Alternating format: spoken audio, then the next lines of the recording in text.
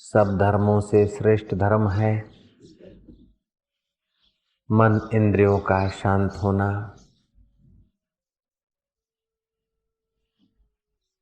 ध्यान आध्यात्मिकता की अंतरंग साधना है।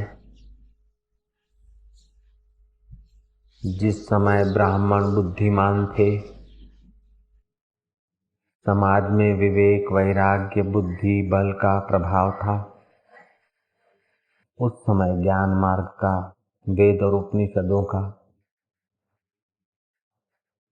श्रवण मनन होता था, पठन पाठन होता था। जिस समय क्षत्रिय और वैश्यों का प्रभाव बढ़ा,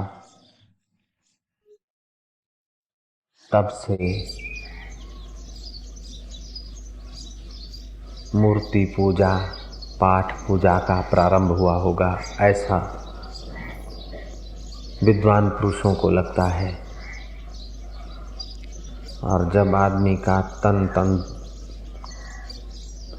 तन बीमार, मन मलिन, भोग वासना बढ़ी, मतलब शुद्र चीजों की आसक्ति बढ़ी, शुद्रता का प्रभाव बढ़ा, मजदूर बढ़े, तब परोपकार, सेवा आदि के द्वारा परमात्मा को पाने का मार्ग खुला।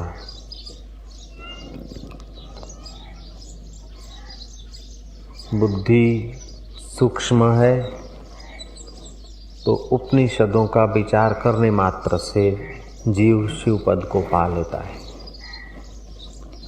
बुद्धि मध्यम है तो उपासना आदि करने से व्यक्ति अपने चैतन्य स्वरूप ईश्वर की यात्रा की ओर चल पड़ता है। और बुद्धि अगर मजदूरी कर रही है, विषय भोगों की, मजदूरों का प्रभाव पड़ा, शुद्र चीजों में उलझने वालों का प्रभाव बढ़ गया जीवन में, तो ज्ञान मार्ग की साधना कठिन सी लगने लगी। इसलिए फिर सेवा भाव कर्मकांड उसका प्रचार हुआ। जो ब्रह्मवेता है, उन महापुरुषों का अनुभव है कि क्रिया करने से जो चीज मिलेगी वो नश्वर होगी, कर्म से जो फल मिलेगा वो शाश्वत नहीं होगा, उपासना से जो फल मिलेगा वह आखिरी नहीं होगा, लेकिन ज्ञान से जो फल मिलेगा वो तो मिला मिलाया था, उसका केवल अज्ञान दूर होता है। विश्व में कितने भी कर्म कर लें, कितनी भी उपलब्धियां कर लें, लेकिन अपने स्वरूप का बोध नहीं हुआ तो मृत्यु का झटका आते ही कर्ता बेचारा अनाथ रह जाता है।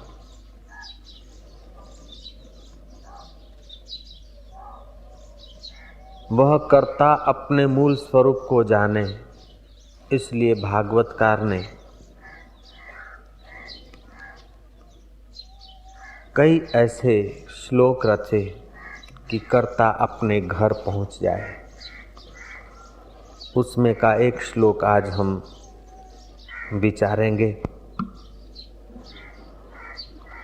ये एकनाथी भागवत का श्लोक बोर्ड पर लिखा है, दोहरा दो। अमान मत्सरो दक्षो, अमान मत्सरो दक्षो, अमान मत्सरो दक्षो,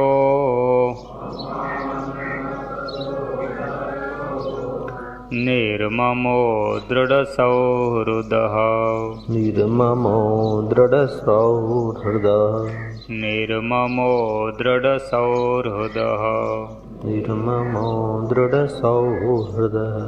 असत्वरो अर्थ जिज्ञासुः असत्वरो अर्थ जिज्ञासुः असत्वरो अर्थ जिज्ञासुः असत्वरो अर्थ जिज्ञासुः अनसूयुः अमोघवाक् अनसूयुः अमोघवाक् अनसूयुः अमोघवाक् अनसूयुः अमोघवाक्।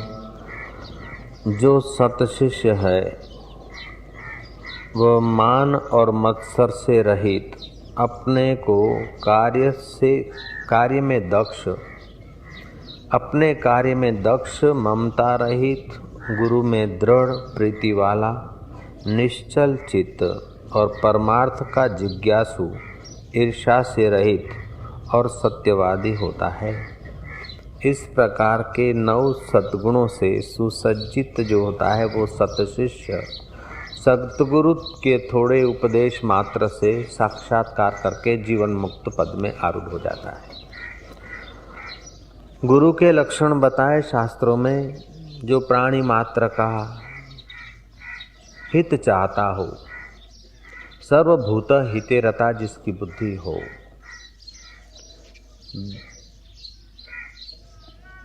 जो अपने स्वरूप में जगा हो, जिसको जगत मिथ्या भासता हो, स्वप्न तुल्य लगता हो, अथवा त्रिकाल में ही जगत की उत्पत्ति ही न दिखती हो, इस प्रकार की जिनकी दृढ़ अनुभूति है, जो अपने वृत्तियों से पर अपने स्वरूप में जगे हैं, इस प्रकार के कई ज्ञानवान महापुरुषों के लक्षण कहे गए। उनमें मुख्य लक्षण ये हैं कि जिनके चरणों में बैठने से हमारे चित्त में शांति आती हो, वो बढ़िया से बढ़िया ज्ञानियों का लक्षण है। ज्ञानवान के चरणों में बैठने से शांति का एहसास होता हो तो ये बढ़िया से बढ़िया उनका लक्षण है। कुछ ऐसे लक्षण होते हैं स्वसंवेद्य और कुछ पर संवेद्य होते हैं।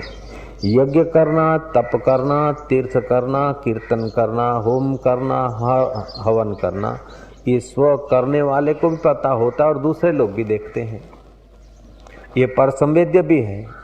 लेकिन आत्मज्ञान पर संवेद्य नहीं, वो स्व संवेद्य है, वो दूसरों को नहीं देखेगा। आत्मज्ञान तुम्हें हो जाए तो तुम्हारा ज्ञान का अनुभव दूसरों को नहीं दिखेगा, दूसरों का तुम्हारा बाह्य व्यवहार दिखेगा, लेकिन तुम अपने स्वरूप में जगे हो वो तो तुम्हें ही अनुभव होगा। इसलिए ज्ञान का अनुभव स्वसंवेद्य है।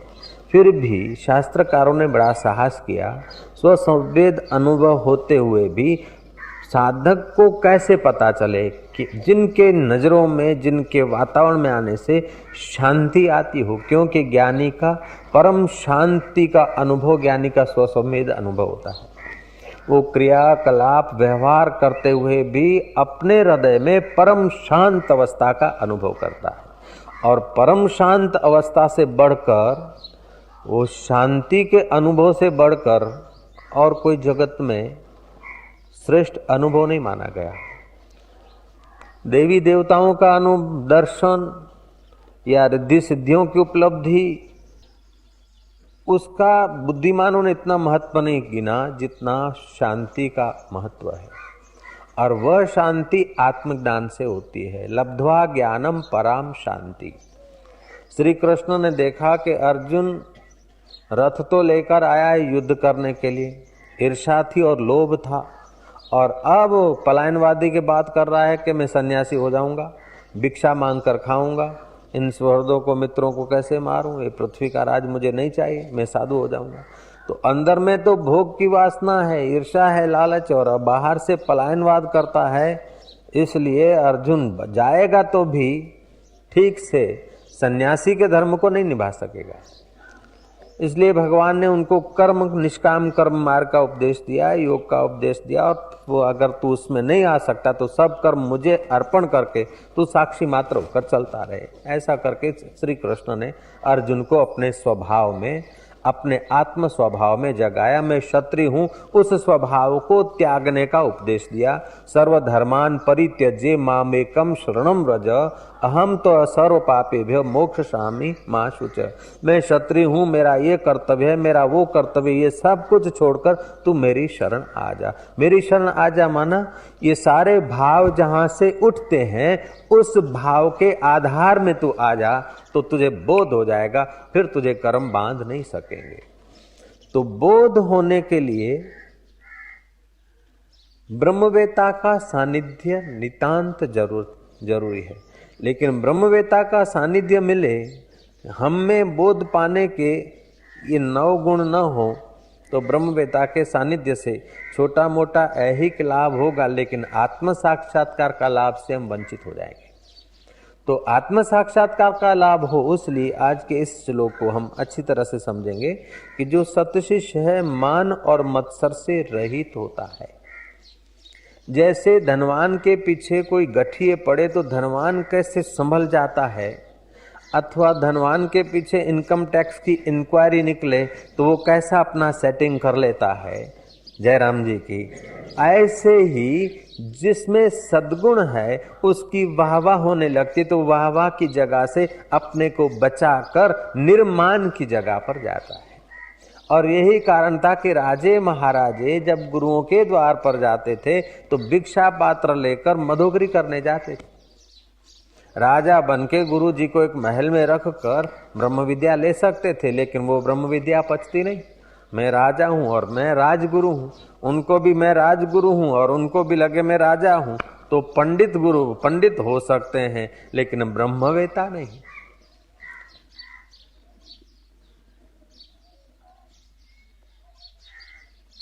उपनिषदों के ज्ञान में जो महापुरुष सन्यासियों को पढ़ाने का संकल्प करते थे तो फिर उनको कणाद आदि मुनि की कथा सुना देते थे। कणाद मुनि हो गए दर्शन शास्त्र के अच्छे विचार।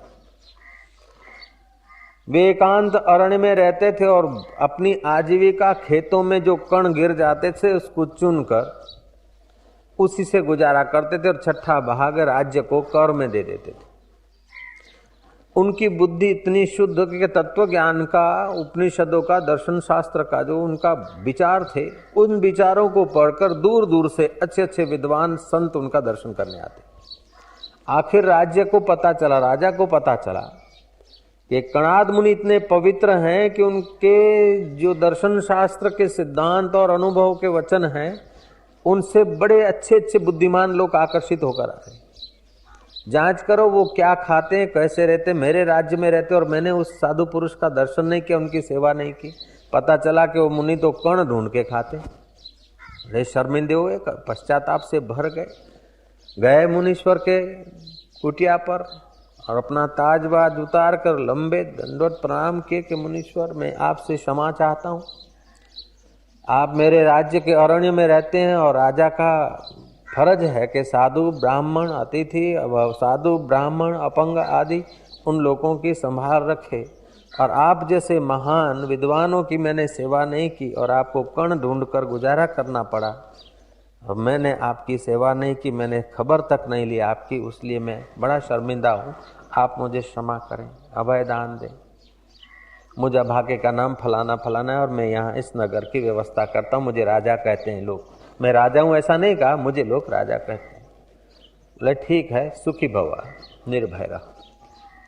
बोले महाराज अब इस दास की प्रार्थना स्वीकार करो कि आप ये कुटिया बुटिया छोड़ो, आप चलो मेरे महल में, आपको एक महल का खंड पूरे का पूरा अर्पण कर देता हूँ। सेवक होंगे, नौकर होंगे, दास होंगे, दासियां होंगी, कोई पैर चंपी करेगा तो कोई बादाम का रोगन घिसेगा, ताकि आप ठीक से बुद्धिमत्ता का और कोई तत्व चिंतन कर सके। और खाने पीने के लिए केसर, कस्तूरी, पिस्ता, बादाम डले हुए बासुदी, खीर होगी। महाराज आपकी पूरी सेवा होगी ताकि आप पूरा तत्व चिंतन करके और बढ़िया दर्शन शास्त्र लिख सके। महाराज ने कहा सीधा चला जा और मुड़ के दोबारा इधर मत आना। जयराम जी की कणाद मुनि ने कहा दोबारा नहीं आना। अगर तेरे महल में रहूंगा तो राज्य का अन्न कैसा होता है, उस राज्य के अन्न को खाकर मैं तत्व चिंतन करूंगा कि तेरी सेवा लेकर मैं तेरे गुणगान लिखूंगा। जैसा अन्न होता है ऐसा मन हो जाता। तो उपनिषदों का ज्ञान उस वक्त प्रचलित था जो लोग अपनी बुद्धि को दूषित होने से बचाते थे। परिश्रम करके जीवन को सुगढ़ करते थे और बुद्धि का विकास करते थे। जब शारीरिक और मानसिक जब विकास था ठीक से, उस समय उपनिषदों का प्रचार प्रसार हुआ होगा। चीन में आज से 3000 वर्ष पहले कन्फ्यूशियस जा रहे थे। एकाएक वो चकित हुए कि एक किसान अपने बेटे के साथ कुएं में से पानी खींच रहे हैं, खेत को पिला रहे हैं, चमड़े के कोष को खींच रहे। कन्फ्यूशियस को हुआ कि इन विचारों को अभी तक पता नहीं चला कि बैल की खोज हुई है, बैल के द्वारा कुएं में से पानी खींचा जाता है। इतना मैन पावर खर्च रहे हैं, जहां बैल पावर की जरूरत है या मोटर की 1 हाउस 2 हाउस पावर मोटर की जरूरत है, वहां मैन पावर बेचारे बिगाड़ रहे हैं। मैन पावर की रक्षा करने को मैं इनको सिखाऊं, जरा उपदेश दूं। जय श्री कृष्ण। कन्फ्यूशियस रुके और उस बुढ़े के कंधे पर हाथ रख के कहा कि किसान, तुम्हें पता है कि बैल की खोज हुई है, बैल के द्वारा कुएं में से पानी निकाला जाता है और खेत में सिंचा जाता है। बूढ़े ने कहा चुप रहो, धीरे बोलो, मेरा लड़का सुन लेगा, बाद में बात करते हैं। अकेला ही में जाकर कन्फ्यूशियस से उसने बात की कि मुझे पता है बैल के द्वारा पानी खींचा जाता है, लेकिन मैं क्यों खींच रहा हूं अपने बेटे के साथ कि वो स्वावलंबी हो और कुछ शरीर से परिश्रम होगा तब उसका मन खिलेगा, बुद्धि का विकास होगा। जो शरीर से परिश्रम नहीं करते हैं, मैन पावर बचा बचा कर शरीर को लाड लड़ाते हैं, वो बेचारे थोड़ी तितिक्षा नहीं सह सकेंगे। तो आप कृपा करके आपका उपदेश और किसी जगह पर आजमाना, मेरा लड़का कहीं आलसी ना हो। जय जय। मिस्टर सोलन से पूछा गया कि आप इतने बुद्धिमान और इतना ऊंचा भारी उपदेश देते हैं और शरीर का बांधा भी बढ़िया है, क्या कारण है? जहां बुद्धि अकल होती है वहां शरीर लथड़ा हुआ होता है, और जहां शरीर पाड़े जैसा होता है वहां उपला मार्ग नहीं होता है। लेकिन आपका शरीर का बांधा भी बढ़िया है और बुद्धि का भी विकास इतना है। इसका कारण क्या है? सोलन ने कहा कि कुछ न कुछ परिश्रम में खोज लेता हूं, इसलिए शरीर का बांधा मजबूत है और मैं संसार में विद्यार्थी होकर रहता हूं, कुछ न कुछ नया विचारता रहता हूं, खोजता रहता हूं, इसलिए बुद्धि का भी विकास है। तो बुद्धि का विकास और शरीर का बांधा मजबूत, ऐसा जो जमाना था उस जमाने में उपनिषदों का ज्ञान का प्रचार प्रसार अच्छी तरह से हुआ। आज क्या है कि अंदर में वासना है 20वीं सदी की और ज्ञान लेना चाहते हैं ईस्वी सन पूर्व 3000 वर्ष पहले का। इसलिए क्या होता है कि ज्ञान का ओढ़ना ओढ़कर, भक्ति का, कथाकार का ओढ़ना ओढ़कर काम वही करते हैं जो 20वीं सदी के लोग करते हैं, जेब कतरे लोग। जय श्री कृष्ण। तो बुद्धि को शुद्ध करें, और बुद्धि किन साधनों से शुद्ध होती है कि अमानित्व, मान की इच्छा से आदमी कुछ का कुछ करने लगता है। मान की इच्छा ही छोड़ दो तो तमाम परपंच से आदमी बच जाता है। अदाम्भित्व, ईर्ष्या का अभाव, मत्सर का अभाव, ये अगर सद्गुण आने लग जाते हैं तो आदमी तमाम दोषों से बच जाता है और तमाम व्यर्थ के परिश्रमों से बच जाता है। तो उसका तन और मन जो है आत्मविश्रांति के काबिल होता है। कई लोग शरीर को तो स्थिर रखते हैं लेकिन मन भागता है। कई लोग मन को स्थिर करने की कोशिश करते तो प्राणों का ठिकाना नहीं। हकीकत में तन, मन और प्राण, ये तीनों का जब समन्वय होता है तो आदमी आत्मराज्य में प्रवेश करता है। प्राण बल नहीं है तो मन की भावना तो अच्छी है लेकिन रोता रहेगा। शरीर तंदुरुस्त है लेकिन मन विकारों में भाग रहा है तो तंदुरुस्ती टिकेगी नहीं। महाराज मन के विचार तो ठीक है लेकिन शरीर लथड़ा हुआ है तो भी जप तप सेवा पूजा आदि कुछ कर सकेगा नहीं। सत्संग की जगह पे भी नहीं आ सकेगा। जरा सा गर्मी होगा कि चलो वे जवा दो, बापू तो बदे छे, जय श्री कृष्ण, फोटा ने नमस्कार करो।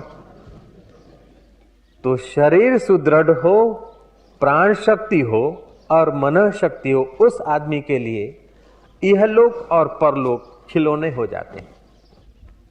उस आदमी के लिए आत्मविद्या घर की विद्या हो जाती।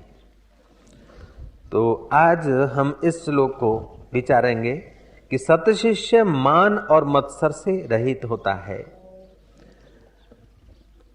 अपने बराबरी के शिष्यों को या अपने से ऊंचों को या अपने से छोटों को देखकर, ऊंचों को देखकर कुंठित नहीं होता, छोटों को देखकर अहंकारी नहीं होता, बड़ों को बराबरी को देखकर ईर्षित नहीं होता, लेकिन सबको गुरु के कृपा पात्र समझकर सबसे आदर का व्यवहार करता है, प्रेम का व्यवहार करता है। प्रेम और आदर का व्यवहार करने से आप यूं न सोचे कि मैंने उसको आदर दिया या मैंने उसको प्रेम किया, लेकिन प्रेम और आदर का व्यवहार करने से तुम्हारा सत्वगुण बढ़ता है, तुम्हारी योग्यता बढ़ती है। आपके घर अतिथि आ गया या आपने जिससे व्यवहार किया उससे नम्रता का व्यवहार किया तो आप छोटे नहीं हुए।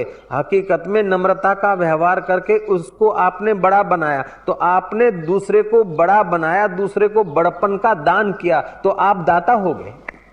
जयराम जी की। हम लोगों का मन क्या सोचता है कि हम तो बड़े बने और हमारे इर्द गिर्द वाले हमको मान दे, लेकिन ज्ञानी का स्वभाव होता है, सतशिष्यों का स्वभाव होता है कि आप अमानी रहते हैं, दूसरों को मान देते हैं। जैसे भगवान रामचंद्र जी, आप अमानी और गुरु जी को मान देते हैं, लखन भैया को मान देते हैं, गुरु के वचनों को मान देते हैं, पिता के वचनों को मान देते हैं। तो आप अमानी, दूसरों को मान, ये सत्वगुण बढ़ाता है। तमोगुण का लक्षण है आलस्य, निद्रा, वैर, प्रमाद, दीर्घ सूत्रता। रजोगुणियों का लक्षण है प्रवृत्ति, किसी में दोष न देखना, भोग बढ़ाना, यश बढ़ाना और ऐहिक जगत में सुख खोजना। ये रजोगुणी आदमियों का लक्षण होता है। और सात्विक आदमी का लक्षण होता है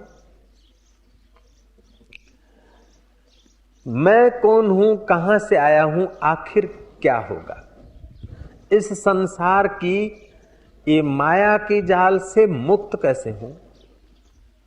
उसमें शांति होती है, सहन शक्ति होती है, क्षमा होती है, परोपकार होता है और मान मत्सर्य वेर झेर से वो दूर रहता है।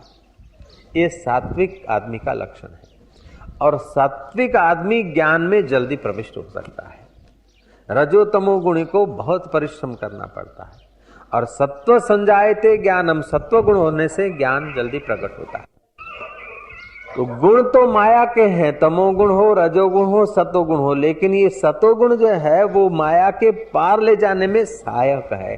सात्विक व्यक्ति को स्वाभाविक सुख, स्वाभाविक शांति मिलती है। राजसी व्यक्ति को परिश्रम करके भोग भोग कर थोड़ा सा सुख लेना पड़ता है। और तामसी आदमी पाप का पोटला चढ़ाते चढ़ाते जरा सा सुख का एहसास करता है, लेकिन अंदर से दुखी का दुखी रहता है, भयभीत रहता है। एक बार बुद्ध के चरणों में एक युवक आ गिरा। जैसे सूखा बांस गिरे ऐसे चरणों में आकर प्रणाम किया। अनजान था, भिक्षुक न था, शिष्य नहीं था, पहली बार आया और बुद्ध के पास श्री चरणों में लंबा पड़ गया। बुद्ध ने पूछा, ये क्या कर रहे हो, तुम मेरे को जानते तक नहीं हो। बोले, महाराज खड़े खड़े तो बहुतों को देखा, खड़े खड़े देखा, लेकिन सिवाय दुख के, परेशानी के और कुछ नहीं मिला। इसलिए मैं श्री चरणों में लेटकर कुछ देखना चाहता हूं। खड़े हैं तो हमारा अहंकार खड़ा है, खड़े हैं तो हमारी मान्यताएं खड़ी है, खड़े हैं तो हमारी वासनाएं खड़ी हैं। वो खड़े खड़े तो वासना, अहंकार और मान्यताओं ने बोझा ही दिया, परेशानी दी। इसलिए मैं श्री चरणों में लेट गया ताकि मेरा ईगो भी जरा विश्रांति ले। बुद्ध ने भिक्षुकों को संकेत करके कहा कि भिक्षुको, तुम तो मेरे को भगवान मानकर प्रणाम करते हो, आदर करते हो, लेकिन ये मेरे को भगवान नहीं मानते, अनजान व्यक्ति समझकर, कोई साधु बाबा है ऐसा समझकर अपने आप को मिटा रहे। ये तुम लोगों से ज्यादा लाभ ले रहे। तुम तो यश को, मान को, ज्ञान को, इधर को उधर को देखकर फिर झुकते हो, और झुकने में भी होता है कि हम शिष्य हैं और हमने प्रणाम किया, लेकिन ये तो झुककर सचमुच में झुकता है, और ये सचमुच में झुककर झुकते झुकते वो कोई बाहर की आकृति का अवलंबन लेते लेते अंदर निराकार की शांति में जा रहा है। ये तुम लोगों से बढ़िया शांति ले रहा है, तुम लोगों से बढ़िया प्रसाद में प्रवेश कर रहा है। गीताकार ने कहा, प्रसादे सर्व दुखानाम हानि रस्योपजायते प्रसन्न चेतसु याशु बुद्धि पर्यवितिष्ठति। जगत में सब दुख दूर करने की ताकत नहीं, संसार में ये क्षमता नहीं, पूरा संसार मिलकर एक आदमी के सब दुख दूर नहीं कर सका है। पूरा संसार मिलकर एक आदमी को पूरा सुख नहीं दे सका है। संसार में पूरा सुख देने की ताकत नहीं और पूरा दुख मिटाने की ताकत नहीं। अगर संसार के साधनों से पूरा दुख मिट जाता तो भगवान राम जिसके घर अवतरित हुए हैं, ऐसे दशरथ को दुख नहीं देखना पड़ता, और ऐसे कौशल्या माँ को दुख नहीं देखना पड़ता विधवा होने का, और ऐसे कई को कपट का, छल आदि का सहारा नहीं लेना पड़ता। राम जी के तो दर्शन कर रही थी, मंथरा भी कर रही थी, बढ़िया से बढ़िया नौकरी मिली थी मंथरा को। जहां भगवान राम अवतरित हुए हैं वहां मंथरा की सर्विस हुई है। फिर भी देखो, एक शिष्य ने गुरु से पूछा कि हम लोगों के पास 5 इंद्रियां हैं, लेकिन गुरु महाराज जब दुख होता है तो आंख ही क्यों रोती है? कान नहीं रोते, नाक नहीं रोता, मुंह नहीं रोता, आंख ही क्यों रोती है? गुरु भी कोई जोगी थे, ज्ञानी थे। गुरु ने कहा, बेटा आंख का मन के साथ सीधा संबंध है, इसलिए मन को थोड़ा सा भी दुख होता है तो आंख गीली हो जाती। तो आंख का मन के साथ सीधा संबंध है, तो आंख को ऐसा दृश्य नहीं दिखाएं। रामायण भले देखें, लेकिन रामायण के आगे और पीछे क्या क्या आता है, जय जय, और उससे मन चंचल तो नहीं हो जाता। जो लोग गहरी मोड़ी रात को, रात की देर तक वो चलचित्र देख देख के सो जाते हैं, उनका मन तमस और रजस में आ जाएगा, सात्विकता चली जाएगी। चलचित्र देखते देखते रात्रि को के चलो दुकान से आए, नौकरी से आए, टीवी चल रही, देखते देखते देखते सो गए, तो महाराज सुबह भी ऐसे ही विचार आएंगे, टेंशन बढ़ जाएगा, चिंताएं बढ़ जाएगी और आकर्षण बढ़ जाएगा। भीतर के गीत से आदमी दूर चला जाएगा और बाहर के गीतों की गुलामी का उसके हाथ में जंजीर पड़ जाएगी। इसलिए क्या करना चाहिए, कैसे करना चाहिए, कितना करना चाहिए, वो सब विवेक से सोचकर आदमी चले तो आत्म शांति पाने के लिए काफी समय है। लेकिन हम अजाई वस्तुओं में, अजाए आकर्षणों में अपने अंदर की शक्तियों को बिखेर देते हैं। तो अजाई वस्तु, अजाए आकर्षणों से बचने के लिए आज का श्लोक हमें कहता है कि मत्सर रहित और अपने कार्य में दक्ष रहे। अपने कार्य में दक्ष रहें। जैसे व्यापारी अथवा वकील साहब से बातचीत करता है, हंसता है, लेकिन वकील का लक्ष्य क्या है कि असील पर इनकम टैक्स ज्यादा न पड़ जाए, जय जय। अथवा तो कोर्ट में लड़ता है तो कुछ भी बयान करता है तो असील की फेवर की पॉइंट ही उसके मगज में घूमती है। ऐसे ही अपने मन में आत्मज्ञान पाने की रुचि होनी चाहिए, तो हम लोग व्यवहार में दक्ष रहेंगे। व्यवहार में अगर दक्षता नहीं है तो आपकी सज्जनता भी आपको लंबा समय आपकी सहाय नहीं कर सकेगी। दक्षता नहीं है तो सज्जनता के बहाने आप किस व्यवहार में, किस वातावरण में, किस फील्ड में बह जाएंगे आपको पता नहीं चलेगा। इसलिए आपके जीवन में दक्षता भी होनी चाहिए। मत्सर रहित हो, ईर्ष्या रहित हो, मान की इच्छा से रहित हो, साथ साथ में दक्ष हो। जैसे मछली जाल में फंसती है तो छटपटाती है, ऐसे ही प्रशंसकों के बीच साधक आता है तो उसका मन छटपटाता है। जैसे लुटेरों के बीच खानदान आदमी छटकने की कोशिश करता है, ऐसे ही प्रशंसकों के बीच से साधक छटकने की कोशिश करे। तो ये समझ लो कि उसमें दक्षता है। नहीं तो प्रशंसकों के बीच रहते रहते मान की बातें सुनने की आदत पड़ जाएगी, और जो मान का प्यासा होगा, मान की इच्छा रखेगा, वाहवाही का जिसको लत लग गई, वो अपमान नहीं सह सकेगा। और जो मान का गुलाम है, उसको लोग पुचकार के खाम खा की मजूरी उसके सिर पर डाल देंगे। जयराम जी। शास्त्रों ने तो यूं कहा, मान पुड़ी है जहर की, खाए सो मर जाए, चाह उसी की राखता वो भी अति दुख पाए। मान की चाह से आप कहीं गए और आपको मान नहीं मिला, आप शादी में गए, कपड़े लत्ते गहने गांठे पहन के गए, शादी है फलाने के दोस्त गए, और उधर आपका किसी ने भाव नहीं पूछा, खाली प्लेट आदि आइसक्रीम खिला दिया, तो आइसक्रीम का स्वाद फीका हो जाएगा, क्योंकि मान के लिए गए थे और वहां किसी ने पूछा नहीं। अरे यार गए तो सही, खर्चा तो बहुत किया, लेकिन हमारे को तो देखा भी नहीं यार। खाम खा के अशांति लेकर चले आएंगे। और मान की इच्छा नहीं है तो थोड़ा सा भी किसी ने मान दे दिया तो काफी, और नहीं भी दिया तभी भी आपकी मौज आपके पास रहेगी। तो हम मान की इच्छा से कोई भी कर्म करते हैं, मान की इच्छा से कोई भी फंक्शन में जाते हैं, अथवा मान की इच्छा से कोई भी व्यवहार करते हैं, और मान नहीं मिलता है तो दुख होता है। और मान की इच्छा ही नहीं है तो मान मिल गया तो क्या है, और नहीं मिला तो क्या, आप स्वतंत्र हो गए। तो मान की इच्छा आपको पराधीन बनाती है। जयराम जी। ये कहना बड़ा आसान है, और कह तो मैं भी देता हूं, लेकिन मान की इच्छा मिटा ही उनको मेरा प्रणाम। जय।